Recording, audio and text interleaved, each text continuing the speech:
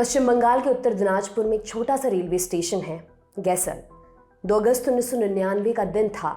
गैसल station के पास Awadh Assam express और Brahmaputra mail आपस में टकरा गई। भीषण दुर्घटना हुई।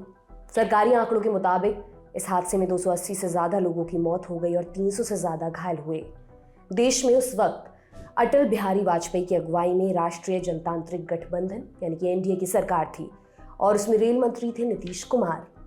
गैसल रेल हादसे की नैतिक जिम्मेदारी लेते हुए नीतीश कुमार ने अपने पद से इस्तीफा दे दिया।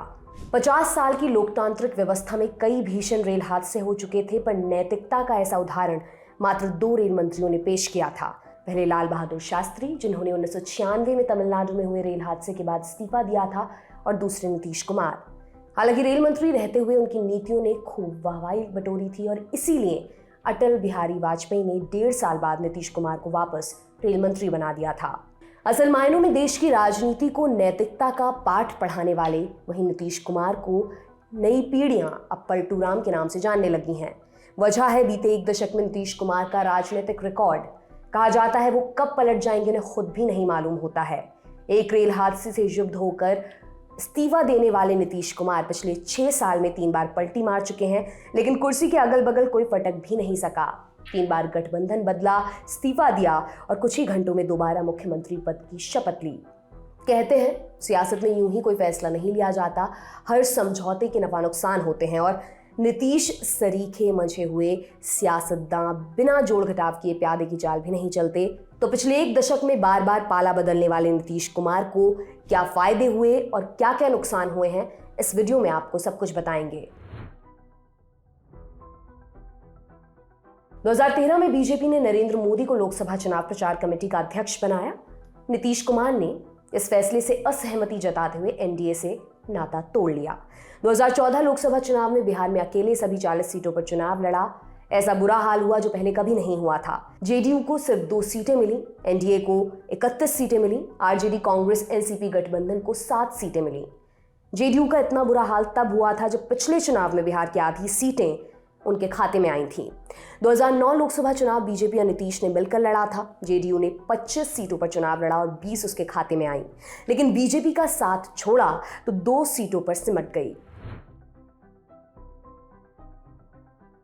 2014 लोकसभा में बुरी तरह से हारने के बाद नीतीश ने ऐसा दांव चला जो राजनीतिक पंडितों ने सोचा भी नहीं था। 1993 में नीतीश ने लालू का साथ छोड़ा था, लेकिन बिहार में 2015 विधानसभा चुनाव से पहले नीतीश कुमार ने लालू प्रसाद यादव के साथ गठबंधन कर लिया। कांग्रेस के साथ मिलकर नाम दिया गया महागठबंधन का। नीतीश तब भी बिहार के मुख्यमंत्री थे और लालू से इस बात की घोषणा भी करवा दी थी कि अगर महागठबंधन जीतेगा तो मुख्यमंत्री नीतीश कुमार ही होंगे। महागठबंधन को चुनाव में जीत मिली। नीतीश कुमार को 71 सीटें मिली, लालू प्रसाद यादव को उनसे 9 ज्यादा 80 सीटें मिली, बीजेपी को 53 सीटें मिली और एनडीए 60 सीट तक भी नहीं पहुंच पाया। नीतीश कुमार एक बार फिर मुख्यमंत्री बने। सत्ता तो मिल गई, लेकिन जिस जेडीयू के 2010 में 115 विधायक थे, इस बार चुनाव लड़ने को ही सिर्फ 100 सीटें मिली और जीत मिली 71 सीटों पर। सीटें कम हुई क्योंकि गठबंधन में सरकार बनी थी, लेकिन धीरे धीरे राजनीतिक जमीन पर नुकसान भी हुआ।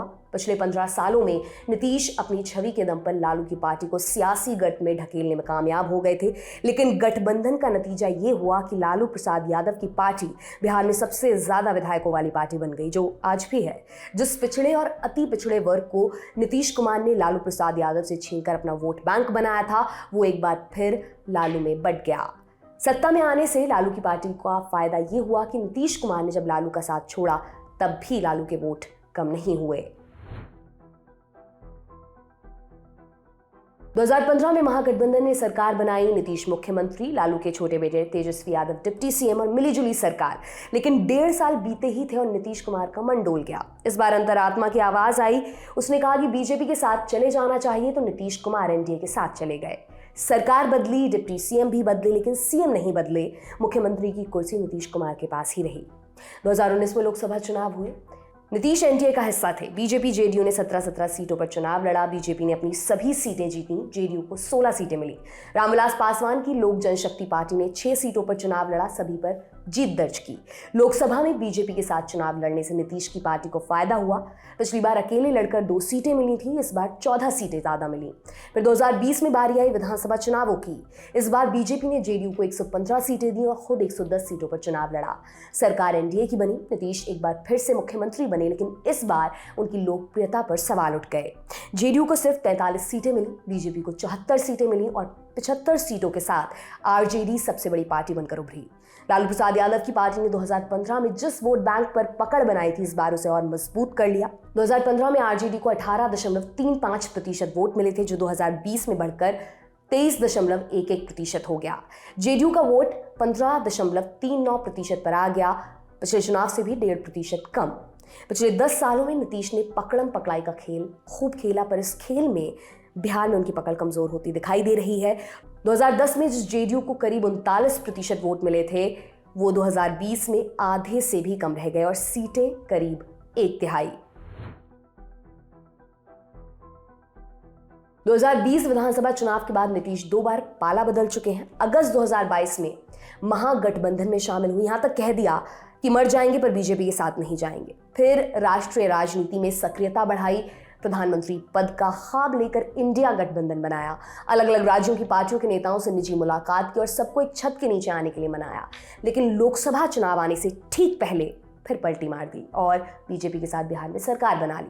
मुख्यमंत्री इस बार भी नीतीश कुमार ही हैं। आप इस पर क्या सोचते हैं, हमें कमेंट बॉक्स में जरूर बताएं। ये तमाम जानकारी आपके लिए लेकर आए थे हमारे साथी सौरभ त्रिवेदी। मेरा नाम दिव्यांशी सुमराव है। देखते रहें दी लंदन टॉप। बहुत बहुत शुक्रिया।